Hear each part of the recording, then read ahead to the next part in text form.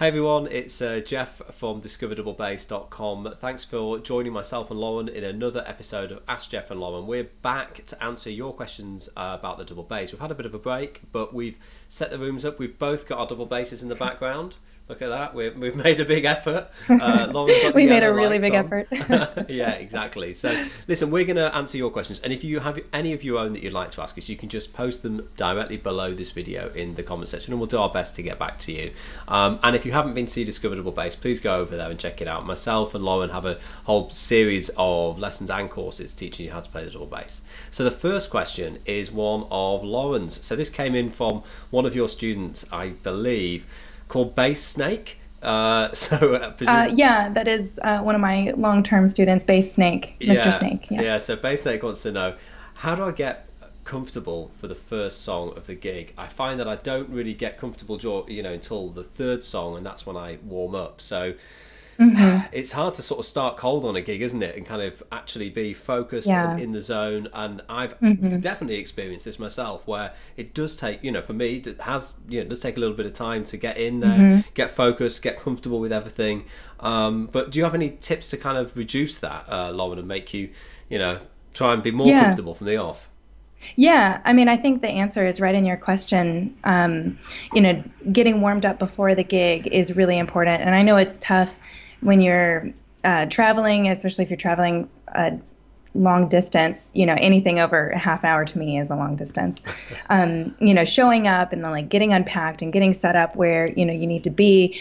But if you can allot an amount of time to be able to sit and warm up, like I always plan to get to a rehearsal or a gig at the very latest about a half hour before downbeat for that reason. So I can just have some time. I mean, first as a buffer, because I'm neurotic about that, but also some time to just play, play some long tones, play a slow scale, and then maybe like work on a couple spots. But, the only way that you're going to be able to be comfortable right from the first tune or the first piece is to warm up. I don't know anybody that can just sit down and be really comfortable right from the start, Yeah, absolutely. And I think it's the same for rehearsals. Like Lauren was mentioning about turning up at least half an hour early for rehearsal, because I think it's the difference between being late and just literally struggling to get in there and then sitting down and then having to play. The difference between that and of having arrived and be able to play a bit is absolutely massive. And you don't want to be that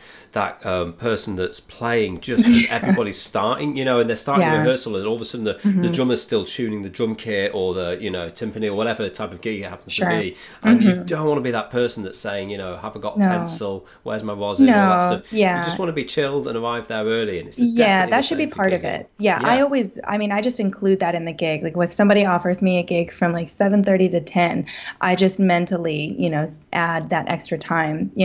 7 is when I want to get there, so it should just be part of it. Have you ever been really late for a gig, Lauren? Oh my gosh, this actually happened. Almost. I wasn't really late. I got in at like the very last second. It was for the Melbourne Symphony. Oh. And it was like one of my first couple gigs, and I allotted way more time than I could ever possibly need. And I was taking the tram down to the Melbourne Symphony, and thankfully I left my bass in the hall like the night before, so I wasn't lugging it around. But the tram stopped. It just stopped working. And the tram guy, driver or whatever, got off, was like, I don't know. And we were all like, I mean, and like this is after he had like stopped several times and we were already going to be late. So I was freaking out. I called the principal, this guy named Steve Reeves, who's wonderful.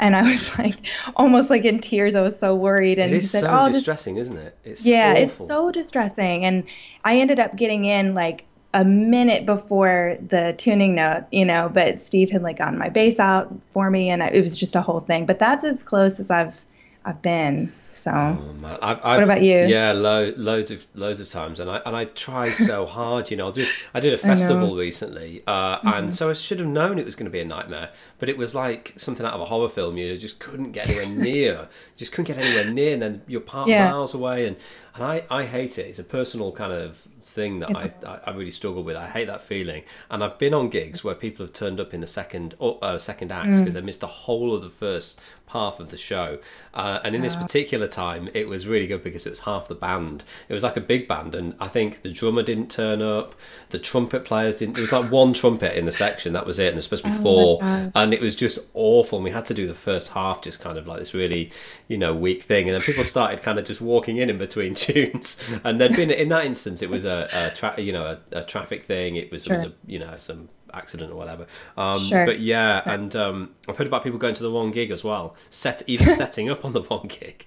That's really stressful. I play with the Dallas Opera a lot, and they rehearse at there's a rehearsal hall, and then there's the Winspear Opera House, but sometimes they'll rehearse in the Opera House, and it's like they tell you, but I triple, quadruple, a million times check because I just assume I'm going to go to the wrong place. So it's one of those things, things happen, so you have to allot for that, and then also you got to be ready, and that means warming up, so you just have to prepare for the worst, essentially. I've got a really, really quick thing just to finish off on, which is just I wish I'd been there. I play with like a Dixie band, so it's all kind of When the Saints Go Marching in, all that kind of stuff, and they turn up for this gig, and they are late. They're really late. They're like an hour after the start time or something, so they half the band are missing. There's been some kind of terrible accident on the motorway, so only a few people have got there, and they storm in and start playing, and everybody's just kind of stood around really confused, and somebody took them to one, said, stop, you're gonna have to stop, and they're playing kind of things like When the Saints Go Marching In,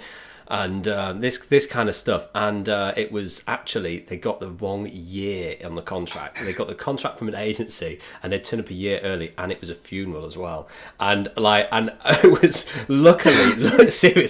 luckily everybody kind of took it in a really positive way, but it's one of these stories that's just kind of legendary amongst musicians in the north of England from where I live, and I just wish I'd been there. I just with all the stress to have arrived, and it was just to storm into the wrong gig. I mean, wow, it would have been. That's amazing. Yeah. So anyway, I hope that hasn't happened to anybody watching. But if you do have any stories like that, please let us know. And also, please tell us. Yeah, absolutely, and share your tips below of how you deal with getting into the zone. I think it is a really interesting topic, and I'll be thinking about it on my next gig. So thanks for watching, and thank you so much for joining me, Lauren. And we'll see everybody next time.